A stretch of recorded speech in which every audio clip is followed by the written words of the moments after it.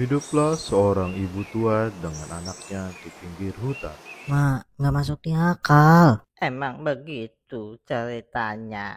Kamu lahir dari benih timun yang dikasih raksasa seram dari hutan ini.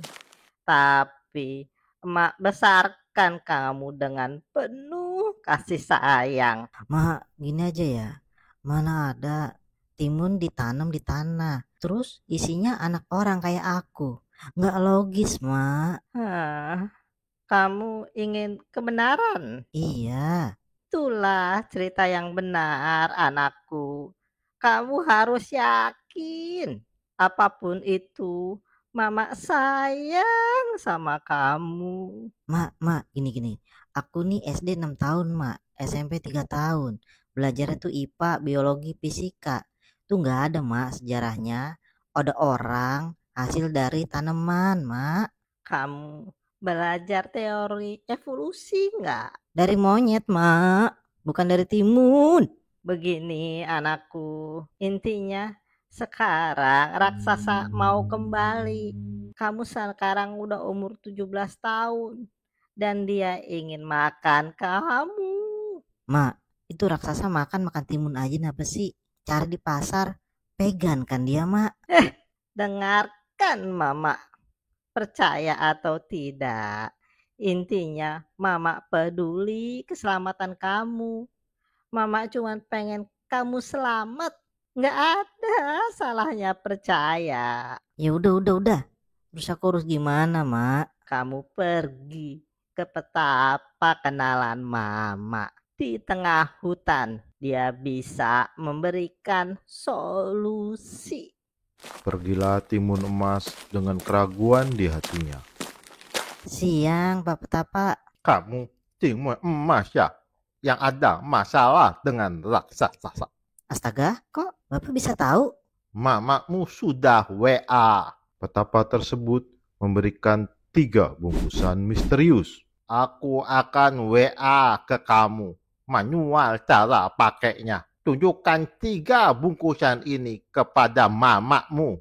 Dan baca manualnya. Dengan cepat, timun emas pergi ke ibunya dan menjelaskan 3 bungkusan misterius tersebut ke ibunya.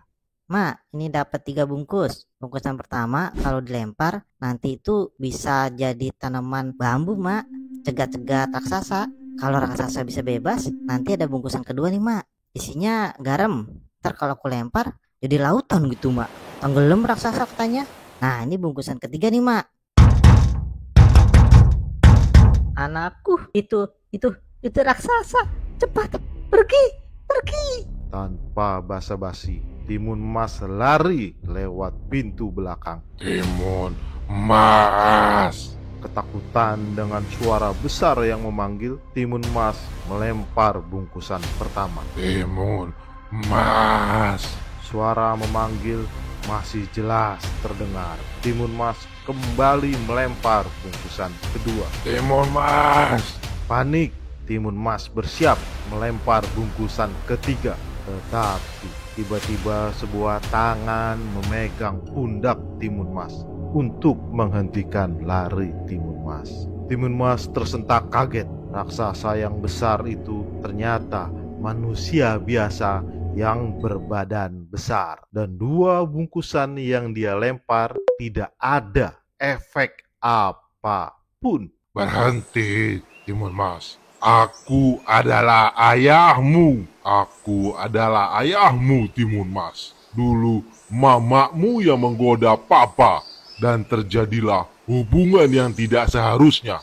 Tapi sekarang papa ingin kenal kamu, anakku. Duh, udah deh, kita balik ke rumah mama aja yuk. Nih kalian jelasin berdua. Maksudnya apa nih semua ini nih?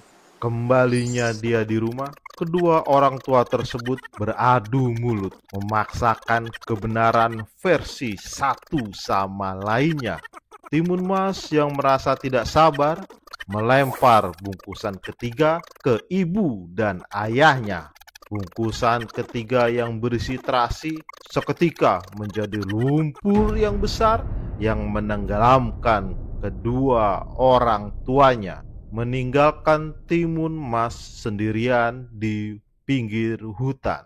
Dalam kesedihannya, Timun Mas bergumam. Akhirnya aku hidup sendirian. Kayaknya boleh juga nih cari raksasa yang mau nanam benih di aku.